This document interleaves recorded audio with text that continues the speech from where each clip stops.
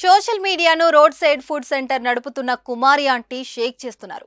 YouTube, Insta, Facebook ఏది open చేసినా కుమారి aunty కనిపిస్తున్నారు. ఆమె డైలాగ్లే వినిపిస్తున్నాయి. అంతలా కుమారి ఆంటీ సోషల్ మీడియాలో పేరు సంపాదించారు.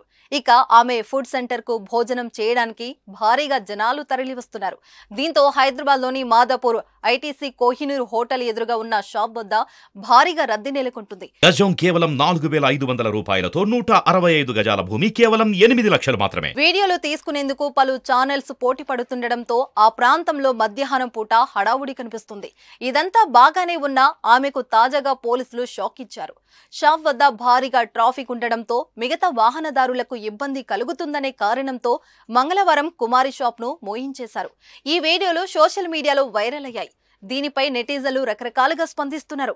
ఇక కుమారి ఆంటీ ఫుడ్ సెంటర్ ను మూసివేయించడంపై టాలీవుడ్ హీరో సందీప్ కిషన్ స్పందించారు. ఆమెకు మద్దతుగా ఓ ట్వీట్ చేశారు.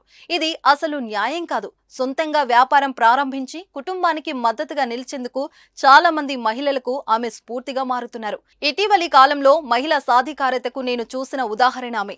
నేను, నా టీం ఆమెతో మాట్లాడతాం, ఆమెకు వీలైనంత మేర సహాయం చేస్తాం అని సందీప్ కిషన్ ట్విట్టర్లో రాసుకొచ్చారు. ఇటీవల సందీప్ కిషన్ కుమారి ఆంటీ షాప్ ను సందర్శించారు.